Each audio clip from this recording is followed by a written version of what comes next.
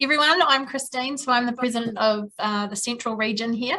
So we've teed up today for HASANZ to come along and do a bit of a talk with us, and Anthony from Wellington's also going to chip in a bit as he's had some stuff to do with the process of this. So sit back, have your lunch, and health and safety. Hey, welcome everybody. Thank you, first of all, for attending this webinar on your lunch breaks. I know how extremely busy you guys are in your industry. So yeah, really appreciate you being here to talk about health and safety with us today. My name is Teresa. Oh, sorry, we've got a few more people. I'll just invite them in. There we go. So yeah, my name is Teresa. I work as a project manager for the Health and Safety Association of New Zealand, or HASANZ for short. And I'm here today with one of our HASANZ registered professionals, Randa, who is an occupational therapist based in Christchurch. I think a few of you may know our faces because we were at the Master Jonas conference back in September, where we introduced this health and safety resource in one of the breakout sessions. So today we're just here to talk about that resource again, just to keep it on top of everyone's mind.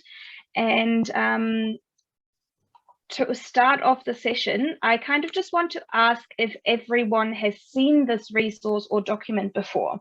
There should be a little chat function in your Zoom, and you can just do a quick yes or no, or you can say, yes, I've seen it, but haven't had a chance to use it.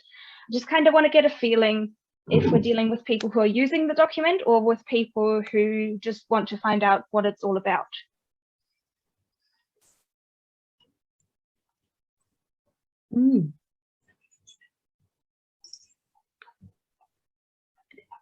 Oh, interesting. Okay, it looks like I might need to get on to Alison and find out when the resource is being sent out. Yes. Because it was our understanding that it was going to be available last year. Yeah, it was made available just after the conference. So it got launched in late September, and I think it was available for download from October onwards. And I think there was a few sort of newsletters and stuff like that. And I also know that Alison has sent out a few paper copies to members, so you may have even received it in the mail. But that's okay. If you haven't seen it or haven't used it, if maybe, Christine, you can get Alison to send a quick update and show everyone where exactly to find it in your members login, that would be fantastic.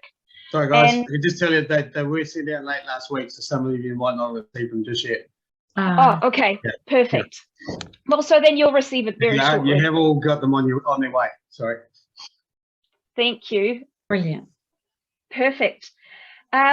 Great. Well, so then if we're having quite a few people who haven't used the resource, I think it might be quite helpful to have a quick introduction as to how and why this resource was written before we dive into the document itself, just because I think it will give you a bit of context and understanding as to how we've laid out certain sections and why they might benefit you in your business. So yeah, just introducing HASANZ as an organisation. We're the Health and Safety Association of New Zealand, and we're a Wellington-based non-for-profit organisation with the purpose to collaborate and advocate for healthier work in New Zealand. So we work closely together with government, industry associations and businesses such as yours. And in 2019, HASANZ and ACC created a project that was aimed at small to medium-sized businesses in the manufacturing sector, because ACC injury stats were basically showing that small manufacturing businesses have some of the highest and most serious incidents in the workplace. And so ACC funded a piece of work to find out why that is and how it can be improved. And so they engaged HASANZ to do the work on this. And what we did is we contacted a few industry associations, such as Master Joiners, to see if they would be interested to engage in the project. And Master Joiners were actually the first association that jumped on board. Everyone was super keen.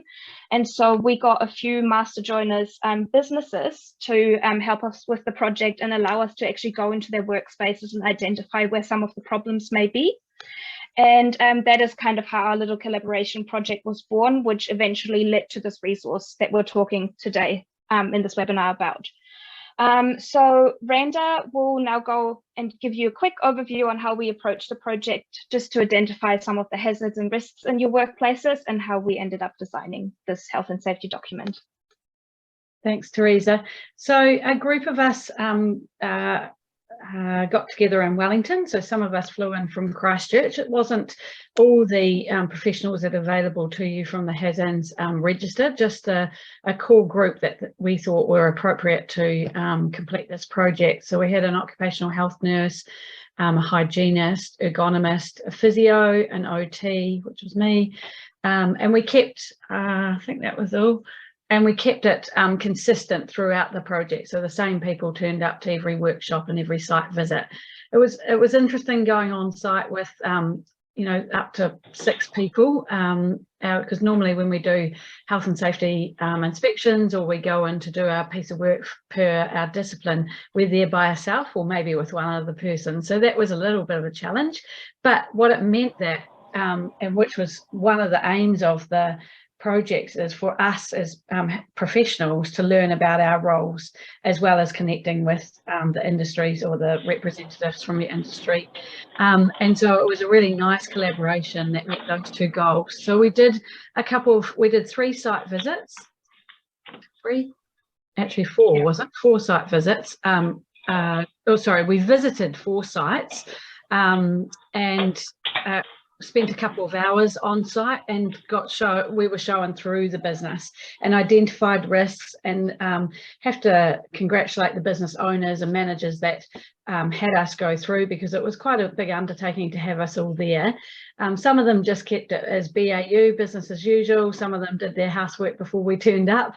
But it was a really good way to start talking about some of the health and safety risks and the journey they've been through, and things they've done to improve things on site for their staff and for the efficiency of their business, to keep you know, their staff healthy and safe in the work that they're doing.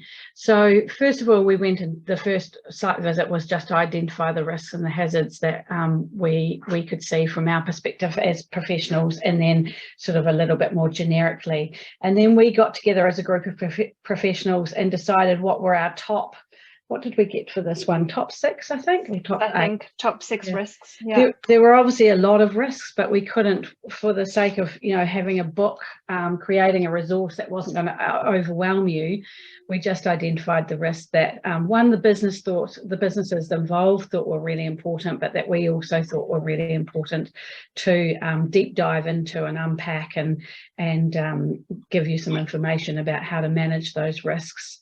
And then we called all the businesses into a workshop with us, and we presented those risks and why we thought they were risks. And we had the businesses go through a project or a couple of exercises with us to unpack what the hazards were around those risks that were identified, what the hazards were and what the risks were, and what they were doing to mitigate them. And then we unpacked some of the law and the legislation, and some of the myths and beliefs around what compliance looks like and what it doesn't.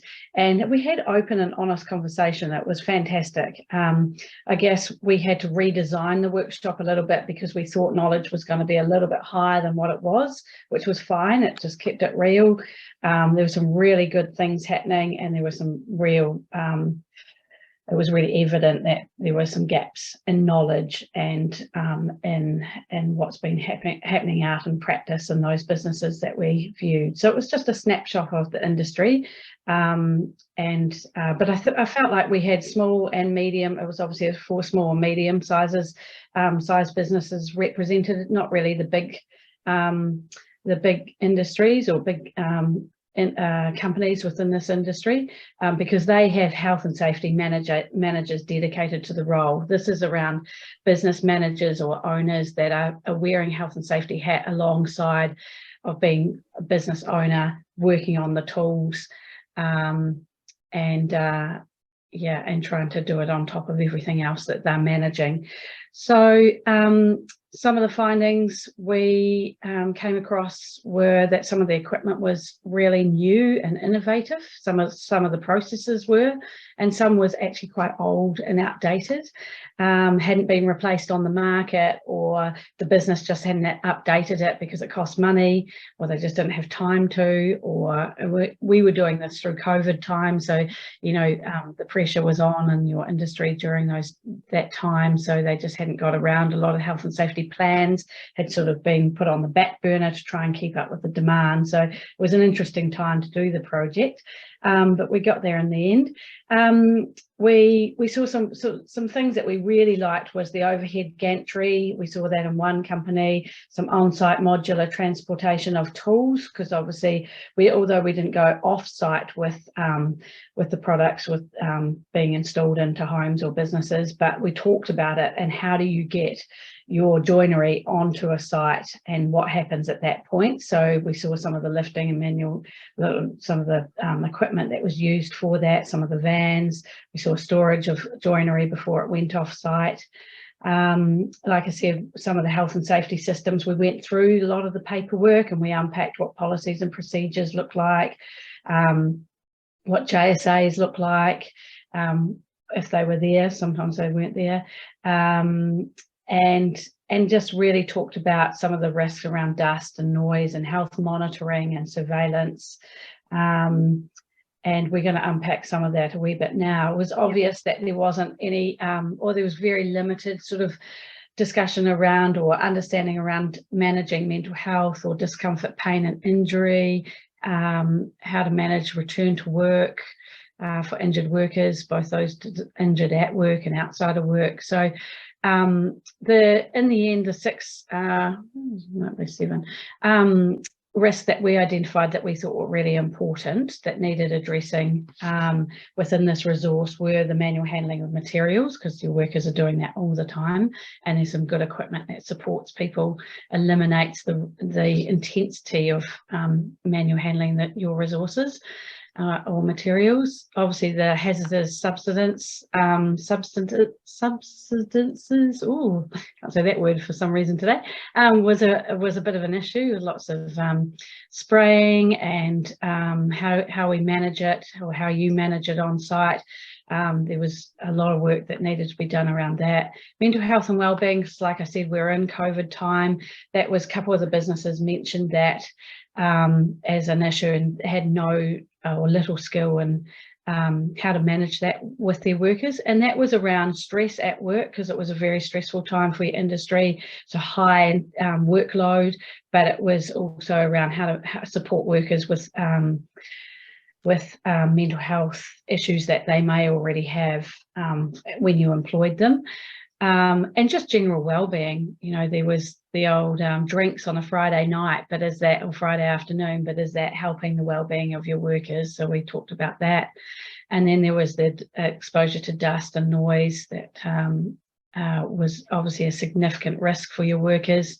Poor work design, we saw quite a lot of that, very tight spaces for workers to move, big pieces of MDF or board within, and very, just big pieces of equipment that did multi-purpose things that originally, when you took ownership or rented the workspace, work has changed.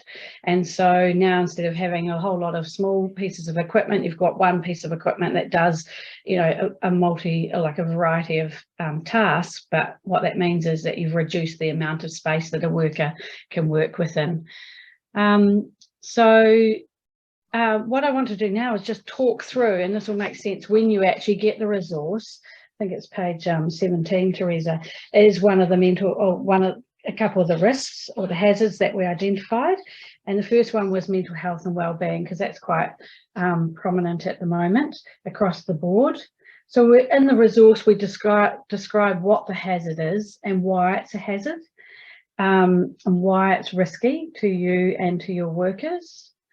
Can you actually see the resource that I'm sharing now? Okay, good. Yep, no, perfect. So we don't want to overwhelm you with a whole lot of words. We wrote it. We got the business owners and managers that were on the project with us to read it, to make sure that it made sense, that, you know, how, you know, professionals like myself tend to use a lot of jargon, so we got all that jargon taken out. We've written this so that your workers can read it, but you can read it and understand it as well. So we feel like we have achieved that through having several checks. We had obviously had editors and non-health and safety people read it as well. So hopefully it's in layperson terms and terminology is understandable.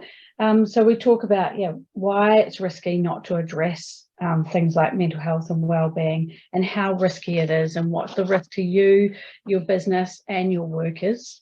So trying to look at that big sort of global macro view, and then what you can do. So what you can do around building really good system, looking at those work pressures and work stress, and then looking at the individual aspect of mental health and well-being. So we've used references from New Zealand and overseas, and this little picture that you're seeing there is a fantastic resource from the forum, and I highly recommend contacting them and getting the full document around managing health and mental health and well-being. And we've put the next page has got resources. So each hazard that we've addressed, we've gone through the same process of identifying what the hazard is, why it's risky, what to do about the risk, and then if you want to know more, because this is only the tip of the iceberg, all this information in the resource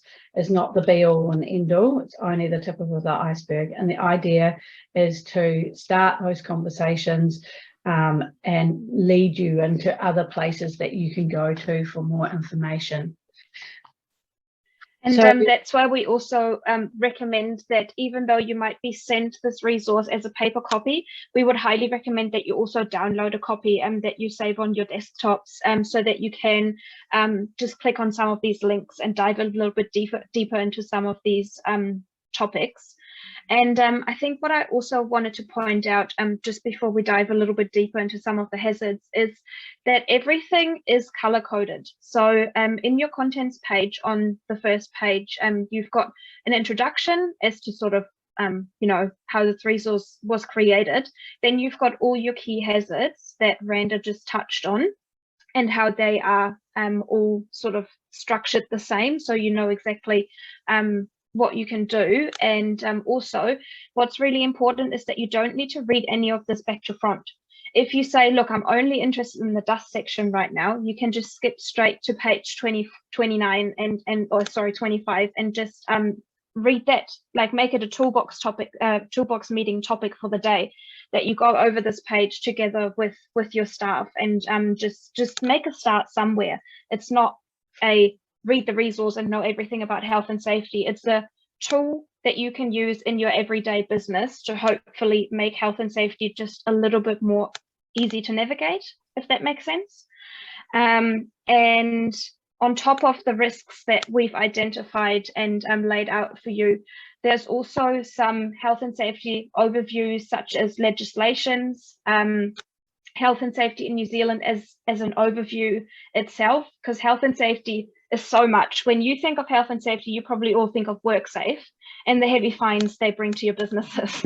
And so we just kind of wanted to give you an overview that WorkSafe is really just the regulator. They're the government regulator, but there's so many other things that are health and safety where there's people that actually want to help you, such as Randa, who's a registered health and safety professional who can come in your business and give you advice, tailored advice to what you might need in sort of the occupational therapy space if you have a staff member returning to work and things like that. So there's some really, really handy information in the resource, and hopefully easy to navigate and find for you. And then the last bit that we want to talk about is just in the appendix at the back is some JSAs on some of the hazards that we've identified. So Teresa will go down there. And so we went through with our with the businesses involved in the project, and we actually got them doing this because we provided a whole lot of education around what the hazard is and the risks, and then we got them writing the JSA, and obviously with our input as well, and that was a really interesting exercise to go through, which Anthony might reflect on in a minute.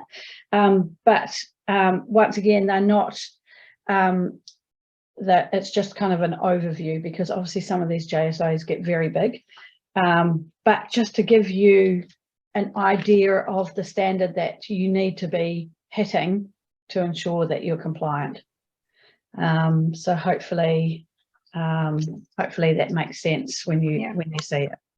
And at the beginning of these JSAs, there's an actual template that you can print off for yourself and, you know, take it to your factory and do one yourself. And then you've got the examples that if you, for example, wanted to look into manual handling and see how risky this is around on your shop floor, and then how you can mitigate some of these risks. And if you ever run into any issues, or if you're like, oh my God, this is actually a huge hazard in my workplace, you can always contact us at HASANZ, and we can get you a health and safety professional that can come and assess your workplace and help you with those things, so that hopefully WorkSafe doesn't have to come and regulate later on.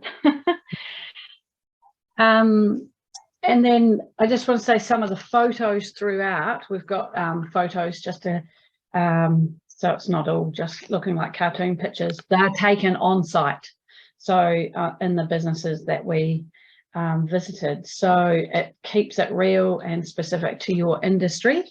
And Anthony features in there, so I think we're going to, there's Anthony in the red shirt, so I think we're going to hand over to him and talk about some of the reflections of the project. Hi Anthony, can you hear us? Can we hear you? Yeah, I just unmuted. You can hear me? Yes, we can. Thank you so much for jumping on today. And I guess we just kind of want to find out your reflections of the project. Have you started using the resource, and do you think it's made a difference in your business, and have you implemented any changes since? Yeah, so I was one of the businesses that the health professionals came and visited. It was quite interesting to see what they were looking at, and it was, as I say, it was different than WorkSafe. So WorkSafe would come in, look at your machines, whereas this project was more to do with health and well-being and safety, even though there's still crossovers with wood dust and forklift. You know, we know what WorkSafe come in looking for. But yeah, and it was really interesting. I deliberately didn't clean up before they turned up, you know, both times, and I pride myself that we run a reasonably clean shop, and it was interesting what was looked at in that how we got the timber in to the racks, or how we got it out, or how the board came in, or how we got it on the machine, or that was one part of it. But it's a different perspective what's happened here, and like I say, to do with, you know, mental health and well-being for your workers, and how they try to stop any accidents like sore backs and whatnot. What's interesting is I just opened this old book, and I meant to show this to the HASANZ people, but is it in there? Oh, I don't know if you guys can remember. That's our old health and safety resource. It's blurry. You've got your filter on. How old is it? What date? Oh, yeah. Anyway, that's what I was going to say. Is that's old. And so what's interesting is I've just been asked to participate in a dust survey, yet another dust survey in our industry, which, you know, I understand. And I thought, oh well, let's have a look at the HASANZ book and see what we actually wrote about dust. And it was pretty good. It's what I read there is actually really good. Obviously, it's up to date, and there's 4 pages of it with a whole lot of links. When I looked at the old health and safety guide, there's 2 pages, and there's pretty much not much in there. But this is a really good resource for us, and you're going to have to read it. And there's a lot of links on there. I think one of the problems I had was okay, so I've got a problem with this. Where do I go? You know, no one wants to ring WorkSafe for obvious reasons. And what HASANZ did really well was drilled in on the top 10 most identifiable hazards, which was really good, because where do you start? You know, we have just hazards everywhere. So that was really good. What else? What was the other question? Sorry. Just if you had implemented any of the changes that the health and safety professionals had recommended. Oh, yeah, absolutely. You know, and of course, there's things in your workshop that you already know that you should change, and you just don't until something happens. But yeah, being the fence at the top of the cliff is just what you should be doing. For example, the trolleys, the physio lady says, oh, all your trolleys don't have handles.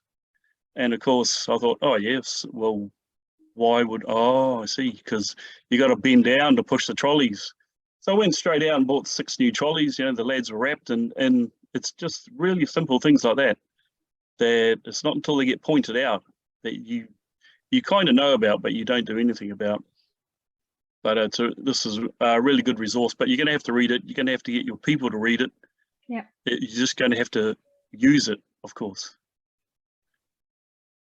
What else was there? No, that's perfect. That's perfect. Thank you so much. And yeah, you've pretty much nailed the whole picture. The whole picture is, yeah, just have a look at the resource, start using it. And as I said, you don't have to do it back to front, even if you just pick one hazard that you think is quite relevant to your workshop.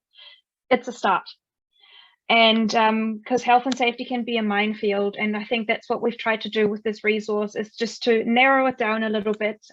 Yeah, make it industry specific to you guys, and hopefully it will help. And if you do need any extra advice, you can always get in touch with HASANZ, and there are professionals out there who want to help you. And so, you know, we've made this a really practical advice. And talking about trolleys, there was lots of conversation about trolleys, so much so we put a whole page in there about trolleys, what good design looks like and what it doesn't look like. And you know, this is the first of this resource made for your industry by your industry. Yeah. So we're hoping with that that you will have good uptake of it, knowing that it's not a generic document, it's specific to your industry. And yeah, but it's not the be all and end all, it's just the tip of the iceberg. It's somewhere to start that conversation. And yeah, we would love you to have a look at it and read it and give us some feedback.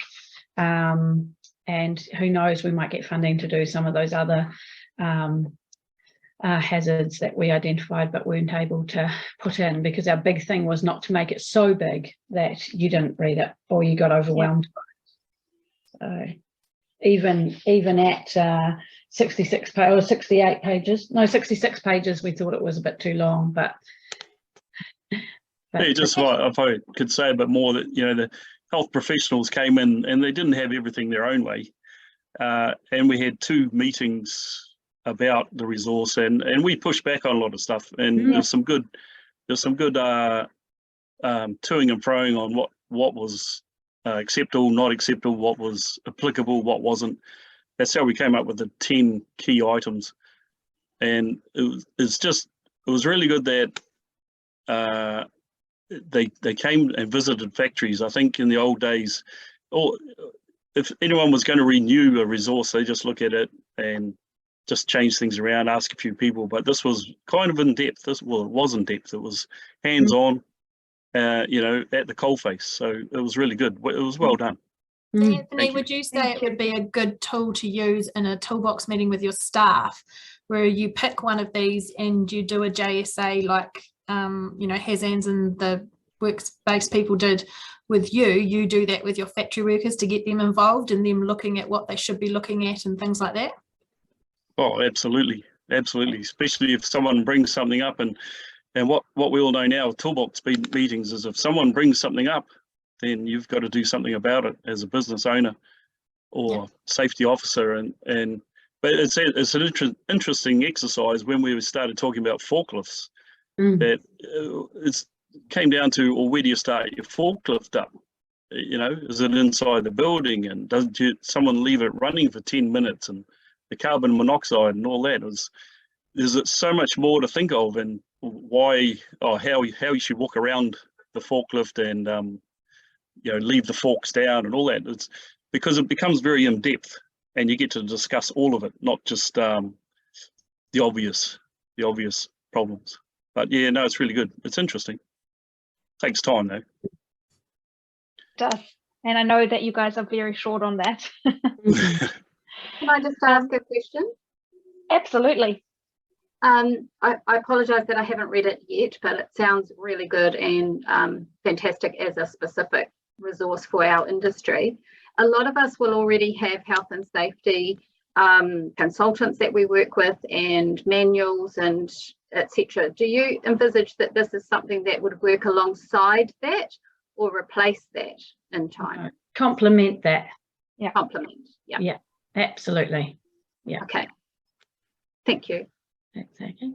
I guess this is a good place to start if places didn't have that health and safety that you're talking about, Cherie, that, you know, this could really help them get started on that path to getting that sorted. So it won't provide all of the requirements of the law in terms of health and safety, but it will get them thinking about what they need when they go out shopping for that resource. Yeah, exactly. And it will give them the right resources to look into if they want to dive in deeper. Yep. So like links to certain resources that are available online. And how often do we expect that this will be updated? That is entirely depending on funding, to be completely honest. So we have recommended that it gets updated yearly. But obviously that's a conversation that we then have to have with government and master joiners to see how that can be funded. And it is free to members. Absolutely. Yeah, you all have access to it at the moment. Christine, do you know exactly where people can go to download it? So if you go onto the master joiners website, it's under resources. So you can click on your resources tab and it comes up. Yeah, I did it just before. Thank you. Oh, so you could download the electronic version now. Yeah, so I've just done that and saved that to my desktop. So yeah. Well done. Perfect. Awesome. Just mindful of everyone's time on their breaks. Have we got any other questions?